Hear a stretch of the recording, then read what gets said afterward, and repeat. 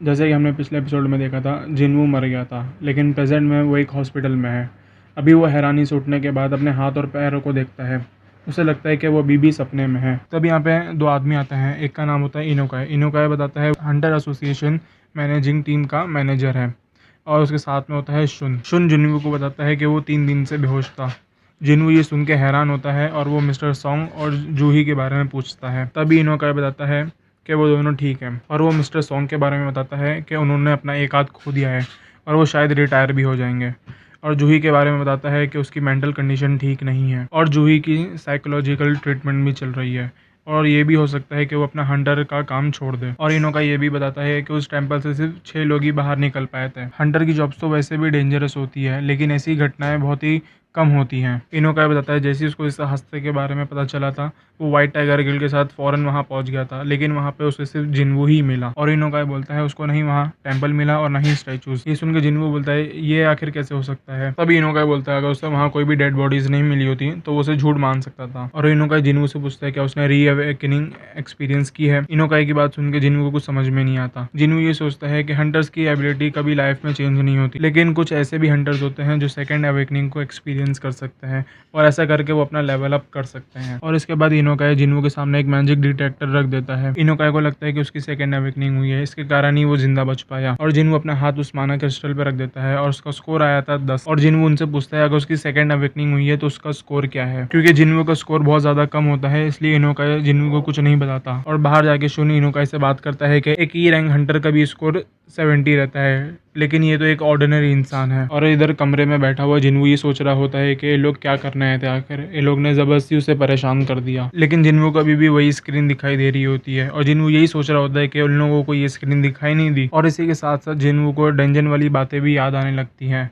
लेकिन तभी यहाँ पे जिन्वू की बहन जिन आ जाती है, और आते के साथ ही वो जिन्वू पे चिल्लाने लग जाती है। और वो जिन्वू से बोलती है आखिरकार सिर्फ तुम ही मार खा के क्यों आते हो। और जिन्वू ये सुन के मुस्कुरा देता है। और जिन्वू जीना से पूछता है कि तुम्हें ये स्क्रीन दिखाई दे रही है। और जीना बोलती है कि कौन सी स्क्रीन की बात कर रहे हो तुम। जिन्वू अब जीना से ये पूछता है कि किसी गेम के अंदर अनरीड मैसेजेस को रीड कैसे करें। और जीना सोचती है कि उसका भाई आखिर कैसी बातें कर रहा है, लेकिन वो फिर भी बता देती है कि अनरीड मैसेज को पढ़ने के लिए सिर्फ मैसेज बॉक्स पे क्लिक कर दो। और ये बोलने के बाद जीना वहां से चली जाती है, और उसके रूम के बाहर जीना की फ्रेंड सांग ही उसका वेट कर रही होती है। और जिन्वू अंदर रूम में अनरीड मैसेजेस को रीड करने लगता है। जैसे कि सिस्टम प्लेयर के डेवलपमेंट के लिए बनाया गया है, और अगर वो इस रूल को फॉलो नहीं करता तो उस पर पेनल्टी भी लग सकती है, लेकिन अगर वो इन रूल्स को फॉलो करता है तो उसे रिवॉर्ड्स भी मिलेंगे। और जिन्वू सारे मैसेजेस को पढ़ता है, लेकिन उसको एक भी बात समझ में नहीं आती, लेकिन फिर भी वो एक डेली क्वेस्ट को कंफर्म कर देता है। और जिन्वू वो क्वेस्ट में देखता है कि उसको 100 सिटअप्स मारने हैं, 100 पुशअप्स मारने हैं, 100 स्क्वाट्स मारने हैं, और उसे 10 किलोमीटर रनिंग करनी है। वहाँ पे ये भी लिखा रहता है अगर जिन्वू टास्क को पूरा करने में ना फेल हो गया तो उसे पेनल्टी भी दी जाएगी। लेकिन यहाँ जिन्वू हॉस्पिटलाइज है, उसको सब मजाक लगता है, तो उसको कुछ करने की जरूरत नहीं है। और अगले सीन में हमें इनोकाई दिखाया जाता है। वो प्रेसिडेंट से बात करते हुए बोलता है कि उस लड़के की कोई भी रीएवनिंग नहीं हुई है। और प्रेसिडेंट कहता है अच्छा ये बात है, लेकिन हम लकी हैं कि इस बार कोई डेंजन ब्रेक नहीं हुआ था। लेकिन डेंजन में हुआ इंसिडेंट अभी भी एक मिस्ट्री है। और इसके बाद प्रेसिडेंट इनोकाई को इस केस को स्पेशल फाइल में डालने के लिए कह देता है। अगला सीन होता है गिल्ड मास्टर चोई की ऑफिस का, जहाँ पर वो चाहिन को बी रैंक मिशन में एज ए इंस्ट्रक्टर भेजना चाहते हैं। जिस पर चाहिन कहती है ऐसा क्यों। चोई बताता है हमारे गिल्ड में ज्वाइन होने वाले बंदों के लिए एज अ टेस्ट मिशन हो गई है। और चाहिन कहती है उसको एज ए इंस्ट्रक्टर खुद पर डाउट है। और चोई बोलता है तुम्हें कुछ नहीं करना, जैसे फाइट करती हो वैसे ही करना, ताकि लोग तुम्हें एज ए एग्जाम्पल देख पाए। मिस्टर चोई बताता है हंटर्स गिल्ड पूरी कंट्री के टॉप 5 गिल्ड में से एक है, लेकिन इंटरनेशनल गिल्ड के लेवल पे चोई के गिल्ड की औकात कुछ भी नहीं है। इसीलिए चोई चाहता है कि उसके हंटर ज्यादा से ज्यादा कामयाब हो। अगले सीन में हमें एक रोड का सीन दिखाया जाता है जिसपे एक डेंजन ओपन हुआ होता है, और वहाँ पे लोग खड़े सोच रहे होते हैं कि हंटर्स कब आएंगे। और अगले सीन में हमें दिखाया जाता है जिन्वू अपने बेड पे आराम से सो रहा है। तब यहाँ पे एक नोटिफिकेशन स्क्रीन आती है जिसपे ये लिखा होता है उसका डेली क्वेस्ट फेल हो चुका है। और इसके बाद एक अर्थक्वेक आता है जिसकी वजह से जिन्वू अपने बेड से गिर जाता है। और जैसे ही वो गिरता है वो देखता है कि वो एक डेजर्ट में है, और वो ये देखने के बाद बहुत ज्यादा शॉक हो जाता है। जिन्वू को ये सारी चीजें सपना लग रही थी, लेकिन तभी उसके पीछे एक बहुत बड़ा सा मॉन्स्टर आ जाता है, और ये एक जाइंट डेजर्ट सेंटीपीड है जिसे जिन्वू को 4 घंटे तक सरवाइव करना है। और यही थी जिन्वू की पहली पेनल्टी, और ये देख के जिन्वू की हालत खराब हो जाती है। और इसके बाद अगले सीन में जिन्वू की नर्सेस आके देखती हैं कि जिन्वू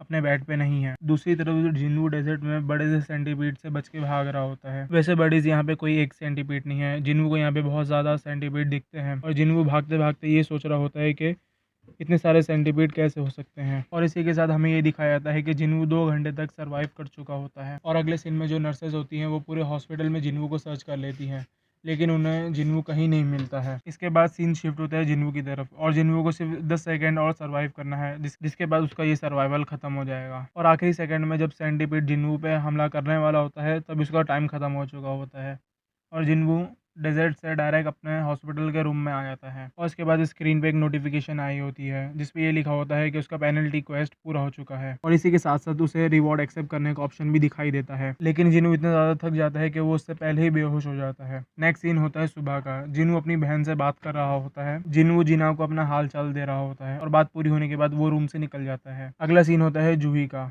जूही को एक मिशन के लिए बुलाया जा रहा है। जूही को बताया जाता है हैव चियोंग नाम की जगह पे एक डी रैंक का डेंजन गेट ओपन हुआ है, और बाकी के जो गिल्ड्स है वो बिजी है, इसलिए उन्हें जूही की जरूरत है। लेकिन जूही माफी मांगते हुए मना कर देती है। लेकिन फोन पे जो आदमी था वो जूही को बताता है कि जिन्वू को होश आ चुका है, और जूही ये सुन के खुश हो जाती है। और अगले सीन में जूही जिन्वू से मिलने के लिए हॉस्पिटल पहुंचती है, लेकिन वो देखती है कि जिन्वू नीचे रनिंग कर रहा है, और जूही के बाजू में 2 नर्सेस खड़ी होती है जो ये बात कर रही होती है जो हंटर्स होते हैं वो बाकी लोगों के मुकाबले ज्यादा जल्दी हील होते हैं, लेकिन फिर भी जिन्वू बहुत ज्यादा मेहनत कर रहा है अपने आप को शेप में लाने के लिए। और उन नर्सेस की बात सुनकर जूही वहाँ से चली जाती है। और अगले सीन में हमें दिखाया जाता है कि जिन्वू के सारे टास्क पूरे हो चुके हैं जो जिन्वू से मिस हो चुके थे, और जिन्वू को इस चीज़ पे विश्वास हो जाता है कि जो उसको स्क्रीन दिख रही है वो फेक नहीं है। जिन्वू यहाँ पे बताता है कि वो जब भी कोई क्वेस्ट को पूरा करता है तो उसे 3 टाइप के रिवॉर्ड मिलते हैं। पहला रिवॉर्ड है फुल रिकवरी, जिससे वो पूरी तरीके से हील हो जाता है।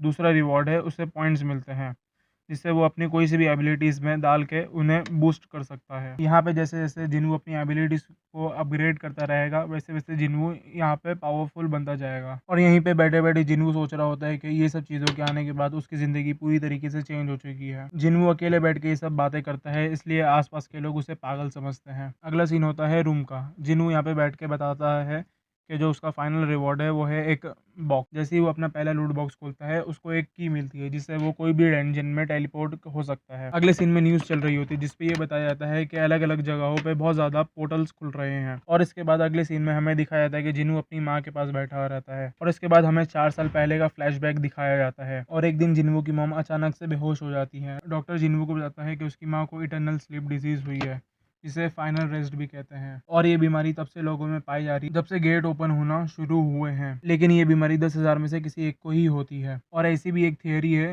ये बीमारी जब होती है जब इंसान के अंदर माना का एक्सपोजर ज्यादा हो जाए। और लेकिन जिन्वू की माँ को सिर्फ लाइफ सपोर्ट पे ही जिंदा रखा जा सकता है। जिन्वू अपनी माँ के लिए सबसे पहले लेबर का काम करता है, और एक दिन वो हंटर एसोसिएशन ज्वाइन करने की सोचता है, और वो एक दिन ज्वाइन कर भी लेता है। और ये सारी की सारी बातें वो जिना को बताता है, और जिना बोलती है ये काम तो बहुत ज़्यादा खतरनाक है। लेकिन जिन्वू कहता है चिंता करने की कोई ज़रूरत नहीं। और जिन्वू को वो फ्लैशबैक भी याद आते हैं जहाँ पे वो मिशन पे बहुत ज़्यादा लूजर हुआ करता था। लेकिन प्रेजेंट में जिन्वू अपने पॉइंट्स को स्ट्रेंथ बढ़ाने के लिए यूज़ कर रहा है। अगला सीन होता है स्टेशन का, जहाँ पे जिन्वू अपने टूल्स को लेकर डेंजन में जाने के लिए रेडी है, और जिन्वू अपनी उसी चाबी का यूज करते हुए एक गेट ओपन करता है, और उसके सामने एक नोटिफिकेशन आती है जिसपे ये लिखा होता है कि वो एक इंस्टेंट डेंजन में एंटर कर चुका है। और यहाँ पे वो गेट क्लोज हो जाता है जहाँ से जिन्वू ने एंट्री ली थी। और यहाँ पे एक ट्विस्ट होता है, जिन्वू के बगल में से एक लड़की नॉर्मली पास करती है। जिन्वू ये देख के शॉक हो जाता है कि उसके आसपास एक डायमेंशन बन चुका है। जिन्वू यहाँ से बाहर निकलने की सोचता है, लेकिन तभी उसको एक और नोटिफिकेशन आती है जिसपे ये लिखा होता है कि वो डेंजन को एग्जिट नहीं कर सकता, और अगर उसे बाहर निकलना है तो उसे टेलीपोर्टेशन स्टोन का यूज करना होगा या फिर उसे डेंजन बॉस को हराना होगा। जिन्हू सोचता है कि ये काम उसके लिए बहुत ज्यादा मुश्किल होने वाला है, लेकिन वो तब भी इस डेंजन के अंदर चला जाता है। अंदर जाते ही जिन्हू का कॉन्फिडेंस बहुत ज्यादा लो हो जाता है,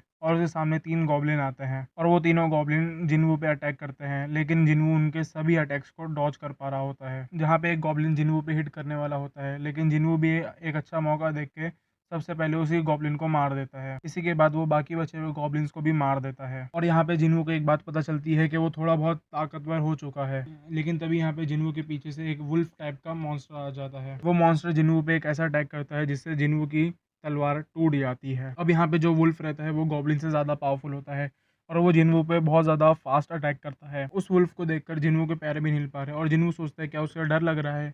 और ये एपिसोड यहीं पे ख़त्म हो जाता है। तो गाइस मिलते हैं आपसे अगले एपिसोड में, तब तक के लिए गुड बाय।